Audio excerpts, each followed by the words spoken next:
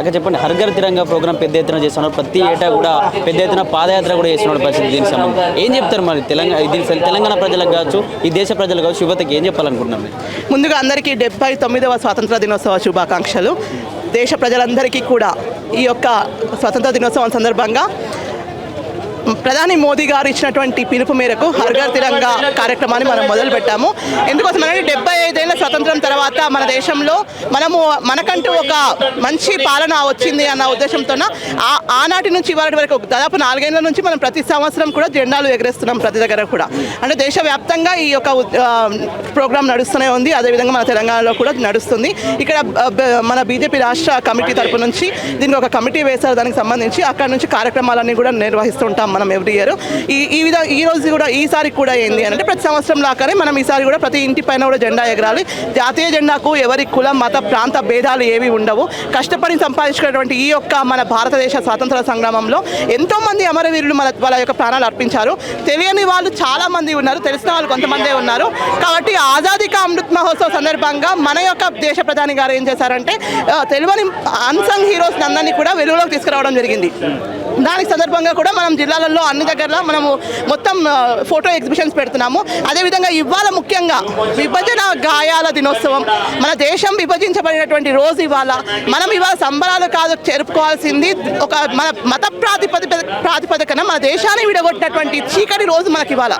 కాబట్టి ఇవాళ ప్రతి ఒక్కరం కూడా ఆ యొక్క త్యాగదనుల యొక్క త్యాగాలను గుర్తు చేసుకోవాలి. అదేవిధంగా భారతదేశాన్ని మనము అఖండతంగా ఉంచుకోవాలి, మనం అక్షుణ్ణంగా ఉంచుకోవాలి. దేశాన్ని ఎక్కడ కూడా విచ్ఛిన్నం కాకుండా చూసుకోవాల్సినటువంటి బాధ్యత మనందరిపైన ఉందన్న విషయాన్ని మనకు ప్రధాని మోదీ గారు కూడా వివరిస్తారు ఇదే విషయం పైన. కాబట్టి అందరం కూడా ఏకమై ఎవరు కూడా ఈ యొక్క జాతీయ జెండా ముందర ఏ యొక్క కుల ప్రాంత మత భేదాలు ఏవి ఉండవు. అందరూ ఒకటే, భారతీయులందరూ కూడా కలిసిమెలిసి ఈ యొక్క పండుగ చేసుకోవాలని చెప్పేసి మేము కోరుకుంటున్నాం. రాహుల్ గాంధీ పెద్ద ఆరోపణ చేస్తా ఉన్నాడు బీజేపీ పైన. ఓట్ల చోరీ జరిగింది అని చెప్పి ఎలక్షన్ కమిషన్ బీజేపీకి అమ్ముడుపోయింది, బీజేపీ డబ్బులతో అమ్ముడుపోయి కొన్నది, దీనికి సంబంధించి డీటెయిల్స్ తారుమారు చేసింది ఓటర్ లిస్టులో అని చెప్పేసి ఒక పెద్ద ఎత్తున అలిగేషన్ కూడా చేస్తూ ఉన్నాడు. దీన్ని ఎట్లా చూస్తారు మరి? రాహుల్ గాంధీ గారు మాట్లాడినటువంటి ఫస్ట్ ఆఫ్ ఆల్ వాళ్ళ ఫ్యామిలీ గురించి మాట్లాడదాము. అసలు ఫిరోజ్ గాంధీ యొక్క మన్మడైన రాహుల్ గాంధీ గారు మరి ఏ రకంగా ఇవాళ అసలు వాళ్ళు చెప్పాలంటే ఇంటి పేరును దొంగలించిన వాళ్ళు, వాళ్ళ ఇంటి పేరు గాంధీ కాదు, వాళ్ళ ఇంటి పేరు దొంగలించుకున్నారు వాళ్ళు. గాంధీ పేరును వీలు పెట్టుకొని వీళ్ళు మాట్లాడుతున్నారు. నెహ్రూ కుటుంబం వాళ్ళది, నెహ్రూ కుటుంబం అనేటువంటి వాళ్ళ మాట్లాడేది ఓట్ల చోరీ గురించి. అట్లా మాట్లాడుకుంటే స్వతంత్రం ముందల సర్దార్ వల్లభాయ్ పటేల్ గారు మొదటి ప్రధాని కావాల్సినటువంటి టైంలోనే అసలు 0 ఓట్లు వచ్చినటువంటి నెహ్రూ గారిని దేశ ప్రధానం చేసినటువంటి ఘనత కాంగ్రెస్ పార్టీది. మరి అట్లాంటప్పుడు ఓట్ల చోరీ మొదట చేసింది వాళ్ళే కదా. అంబేద్కర్ గారిని ఎన్నిసార్లు ఓడగొట్టారు? రాజ్యాంగ నిర్మాత అంబేద్కర్ గారిని ఓడగొట్టినటువంటి ఘనత కాంగ్రెస్ పార్టీది.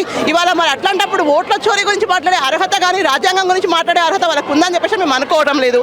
కాబట్టి 60 సంవత్సరాల వాళ్ళ పాలనలో ఎన్ని రకాలైనటువంటి ఓట్ల చోరీ జరిగిందో అందరికీ తెలుసు. కాబట్టి ఇవన్నీ కూడా ఏంటి అంటే కేవలం మీడియా అటెన్షన్, పార్లమెంట్ సరిగ్గా నడపకుండా చేయడానికి మాత్రమే చేస్తున్నారు. చాలా రకాలైనటువంటి ముఖ్యమైన బిల్లులు ఈ పార్లమెంట్ పెట్టాలని చెప్పేసి అనుకుంది మన యొక్క కేంద్ర ప్రభుత్వము.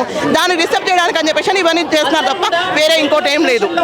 రాహుల్ గాంధీ ఏం చెప్తా ఉన్నారు అంటే ఏదైతే ఓటర్ లిస్ట్లో చనిపోయారని చెప్పారో వాళ్ళతోనే నేను భోజనం చేస్తా ఉన్నాను, వాళ్ళతోనే టీ తాగుతున్నా అని చెప్పి ఒక ఫోటో కొంతమందితో చూసి ఒక ట్వీట్లో పెట్టిన పరిస్థితి. ఆ ఫోటో దాన్ని ఎట్లా చూస్తారు మన నిజంగా? It's wrong propaganda. ఎందుకోసం అంటే ఒక మహిళా కార్డును పెట్టి వాళ్ళు ఏం చేశారంటే ఆమె యొక్క పేరుతోన ఆమె షర్ట్ వేసుకొని మరి ఇవాళ మీడియా ముందరికి వచ్చినావు కదా. మరి ఆమె ఏజ్ విషయంలో మీరు చెప్పినటువంటి అబద్ధం 102 సంవత్సరాల ఏజ్ అని చెప్పేసి మాట్లాడినావు. ఇలా మహిళ వచ్చి మీడియా ముందర చెప్తుంది నువ్వు కావాలని చెప్పేసి చేసినటువంటి ప్రొపగండాలో ఇవాళ భారతీయ జనతా పార్టీని పావుగా చేసుకుందాం అనుకో, ప్రజలను పావుగా చేసుకొని నువ్వు ఎట్లా పాడుకుంటావు? అసలుకి ఆమె ఇప్పుడు రాహుల్ గాంధీ గారు చేస్తున్నటువంటి ప్రొపగండా ఏదైతే ఉందో ఆ మహిళ బట్టబయలు చేసేసింది. దాని గురించి ఎక్కువ మాట్లాడుకొని టైం వేస్ట్ చేస్తున్నటువంటి అవసరం లేదు. ఎందుకోసం అంటే దేశానికి సంబంధించినటువంటి అనేక రకాలైనటువంటి సమస్యలు ఉన్నాయి, అదేవిధంగా కొత్త బిల్లులు వస్తున్నాయి. కాబట్టి దాని గురించి ఎక్కువ చర్చించకపోవడం అనేది విషయం. రాహుల్ గాంధీ ఏం చెప్తానంటే ఇటు మోడీ కావచ్చు, అమిత్ షా దీనిపైన ఎందుకు మాట్లాడలేదు? మరి మేము ఓట్ల చోరు జరిగిందని మేము అంటున్నాం, కనీసం దానిపైన ఎందుకు స్పందించలేదు? అంటే వీళ్ళు నిజం ఒప్పుకుంటున్నట్టే కదా అని చెప్పేసి కూడా మాట్లాడుతూ ఉన్నారు. వాళ్ళు మాట్లాడడానికి అసలు సభలో కూర్చుంటున్నారా? వాళ్ళు అసలుకి పార్లమెంట్లో ఏ రోజు కూర్చున్నారు? వచ్చినప్పటి నుంచి కూడా వాయిదాల పర్వం వేసుకుంటున్నారు. ఏదైనా మాట్లాడదాం, ఆపరేషన్ సింధూర్ అన్నారు, దానిపైన మాట్లాడదాం రండి అని అంటే బైకాట్ చేసి వెళ్ళిపోయారు. మళ్ళీ అక్కడ నుంచి పార్లమెంట్లో అసలు నువ్వు ఏ రోజు పార్లమెంట్కి సరిగ్గా వచ్చినావు అని చెప్పేసి అని ముందు పార్లమెంట్లో వచ్చి కూర్చోండి పిఆర్ పప్పు గారు, మీరు రాహుల్ గాంధీ గారు మీరు వచ్చి కూర్చుంటే ఏమవుతుంది అంటే మీకు విషయం తెలుస్తుంది, అసలు ఏం జరుగుతుందో తెలుస్తుంది, మోదీ గారు మాట్లాడతారు, అమిత్ షా గారు మాట్లాడతారు అన్నది తెలుస్తుంది. వాళ్ళు ఏ టైంలో స్పందించాలో ఖచ్చితంగా ఆ టైంలో స్పందిస్తారు వాళ్ళు. కాబట్టి మీరు వచ్చి ముందు పార్లమెంట్లో కూర్చోండి కదా, పార్లమెంట్లో కూర్చోకుండా లేనిపోని ధర్నాలను చేసుకుంటా మీరు బయట కూర్చుంటే లోపల ఏం జరుగుతుందో మీకేం తెలుస్తుంది చెప్పండి. కాబట్టి ముఖ్యంగా ఏంటంటే చక్కగా ఒక స్కూల్ పిల్లగాడు డైలీ పాఠశాలకు ఎట్లా పోతారో మీరు కూడా పార్లమెంట్కి వెళ్ళి కూర్చోండి, అన్ని విషయాలు మీకు తెలుస్తాయి.